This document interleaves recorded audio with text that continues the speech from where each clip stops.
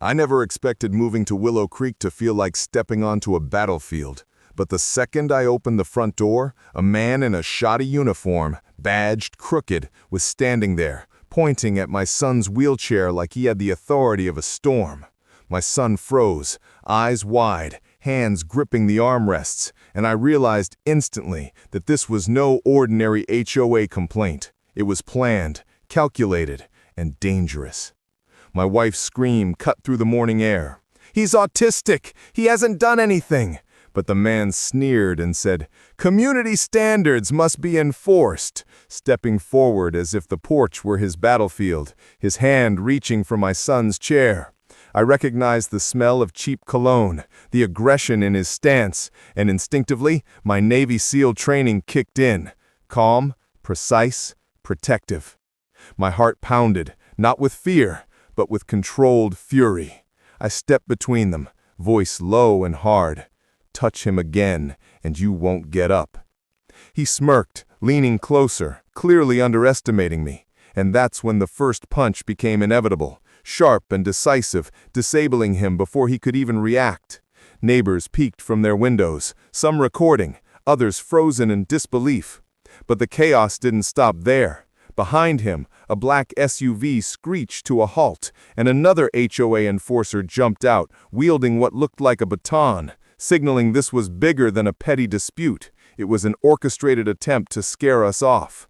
I moved fast, disarming and neutralizing him with a clean, efficient motion, keeping my son safe, my body moving on instinct honed over years of combat.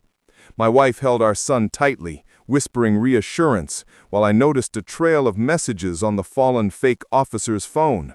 Instructions to remove the boy at all costs, and mentions of a developer with a personal stake in the land. That revelation hit me harder than any blow. The HOA's vendetta was financially motivated, and it involved multiple people who would stop at nothing. Sirens approached, and deputies surrounded the yard, cameras capturing every moment. The first officer to speak shook his head incredulous at the audacity, while reviewing the evidence that proved the HOA had planned the abduction and paid civilians to do their dirty work. Just as the deputies began arresting the fake officers, a neighbor ran over shouting that Karen, the HOA president, was on her drone, watching, and had been sending live instructions, trying to manipulate the scene remotely.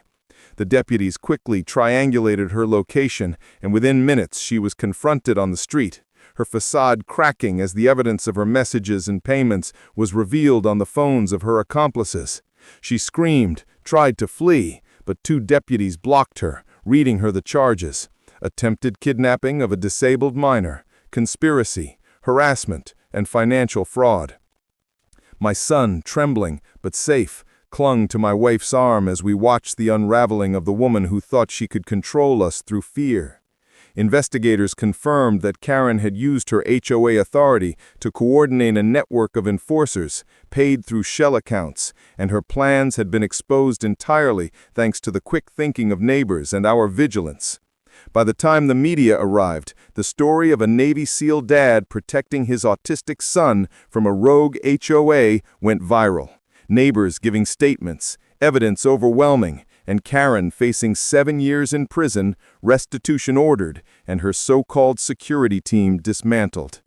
As we finally sat down on our porch, our son asleep in his chair, my wife whispered, "I can't believe it's over."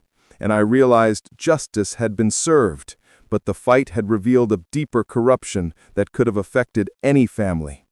The question that kept echoing in my mind, and the one I want viewers to answer, is, if you were in my shoes, knowing your child was being targeted by a fake authority with criminal intent, how far would you go to protect them? Every neighborhood has its secrets, and every Karen leaves her mark. If you love true HOA stories like this, make sure to watch more on our channel, and don't forget to subscribe for more real-life neighborhood drama. Thank you.